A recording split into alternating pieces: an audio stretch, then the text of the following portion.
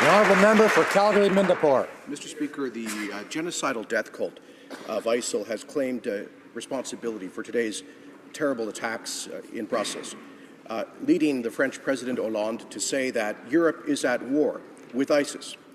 My question is, Canada also at war with ISIS? And if so, why did we end our combat operations against that terrorist organization? The Honourable Minister of Foreign Affairs. Mr. Speaker, we have made this debate, and I think it has been very clearly expressed that we may have different views about how optimally fight this awful Islamic State. And we concluded that the best way was to triple our effort for training, double our intelligence service, strengthen our development aid, to extend our effort to not only Syria and Iraq, but also Lebanon and Jordan, and that is well received by the coalition, and today is not a day to make politics about that.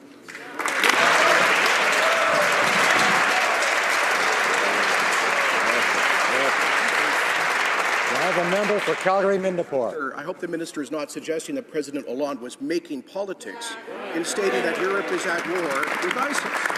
Now, Mr. Speaker, ISIS is also engaged in a campaign to eradicate the ancient indigenous peoples of Mesopotamia, the Assyrian Yazidis and other people. The previous Conservative government recognized this as a form of genocide, which was an example followed by the EU Parliament, the US Congress, the Obama administration. So, Mr. Speaker, why has this Liberal government reversed Canada's position recognizing the genocide of ISIS against the indigenous peoples of Mesopotamia? The Honourable Minister of Foreign Affairs. I'm very sorry to say to my colleague that the former government did not recognize a genocide with the action of the Islamic State. They did not rush to this decision. As I speak today, Canada recognized 5 genocides over the world in the history of the world, 5 genocides.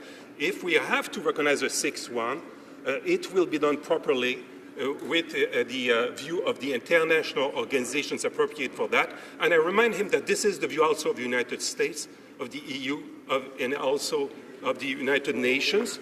And our fight against ISIL has nothing to do with this debate about the different.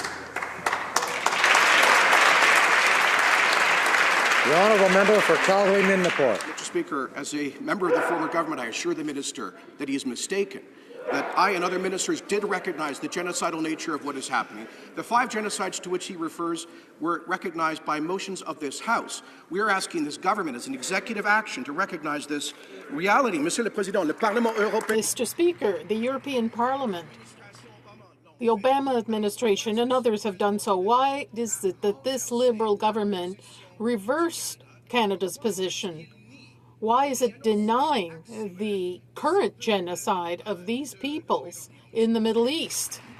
The Honourable Minister of Foreign Affairs. Mr. Speaker, our determination to fight terrorism is very strong anyway, but the decision to call a genocide is not only a declaration by a minister that the minister may have done. His government did not do it. If he had not have done it, it would be an act somewhere. We would know it. It's not a declaration that has been made by the minister that is sufficient to do so.